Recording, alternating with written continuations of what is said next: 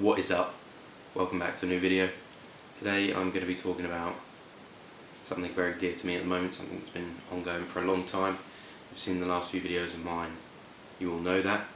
And that's basically illness or injury or having to take an extended period of time off of training and the impact it will have on you mentally, physically, emotionally.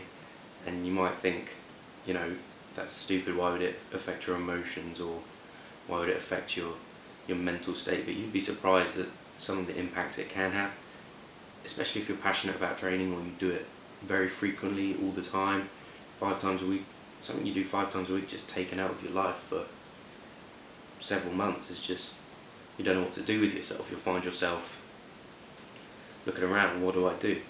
And being someone like me that works in a gym environment and being told that I shouldn't train and that I can't train, but when I feel okay the majority of the time, I sit there and I look at the weights, I look at the treadmill, I look at whatever it happens to be, and I just want to go on it. I want to use it, and I feel that constant hunger to do it, but having to tell myself no, is leaving a lasting impression on me. That when I finally feel able to go back, will I have the same desire? Will I have burnt out and thought, you know what, I just can't get back into it to the same level? That's the first fear that I have, and that can affect me on a mental level. I have to tell myself no.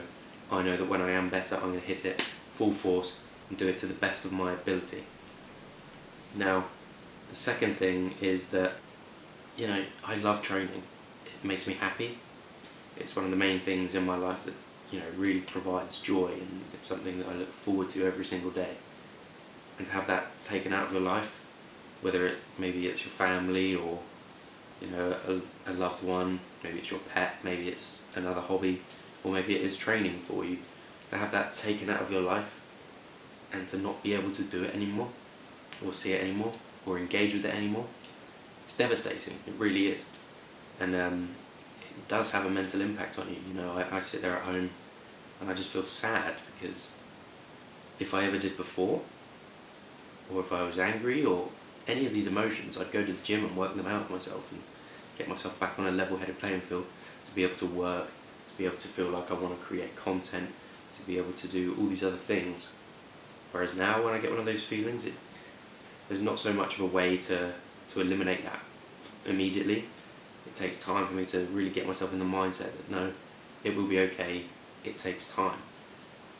But one thing that's really affected me the most is the way that I've just had one thing after the next, after the next, after the next. It's been non-stop. Every time I feel like I'm getting there, something else comes along, and that's game over for another few weeks.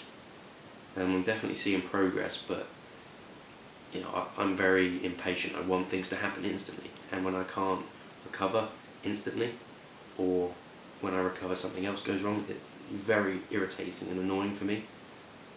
And the next thing that will happen is you'll get more stressed. Your stress levels go up, you'll gain weight. Not only will you gain weight, you'll gain weight where you don't want it. If your cortisol levels, the hormone produced when you're stressed, if they go up through the roof, your body tends to change where it stores fat.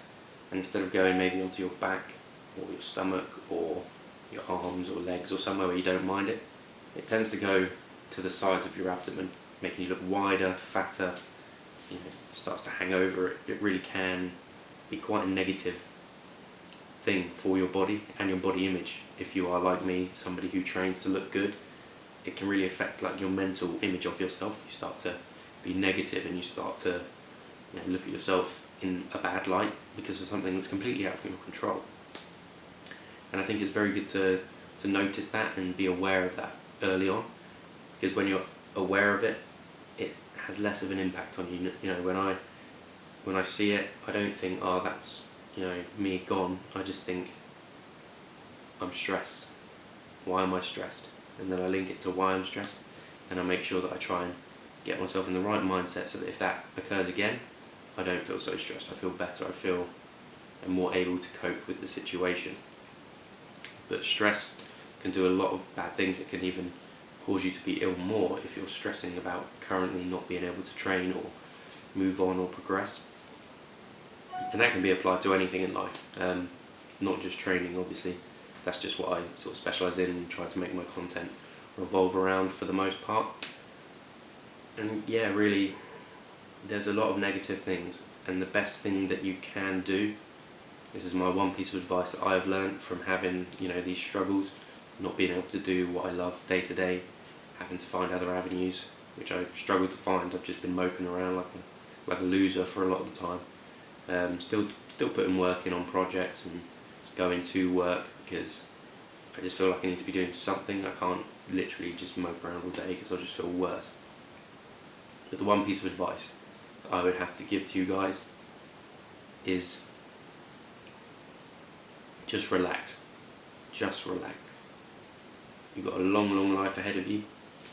Don't let something very minor and short term, when you think about it, like 2-3 months may seem like an agonising wait.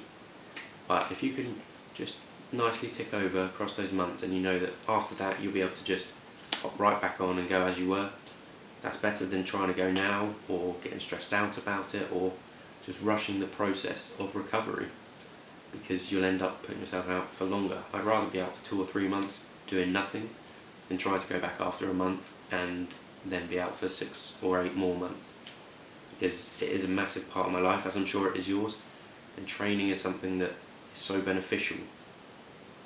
But you also need your rest.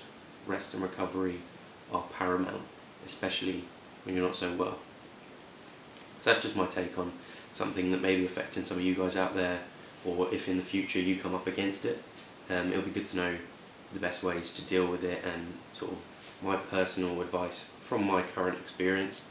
I'm not a psychiatrist, I'm not somebody who can tell you medically and definitively what you should be doing, but I just want to give my view on things, really, and I hope you take it on board and enjoy listening to it.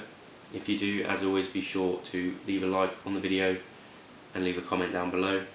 And if you want to stay up to date with everything that I'm doing, I know this isn't the bulk life, but I will be continuing the bulk life all the way up until Christmas, so keep an eye out for that.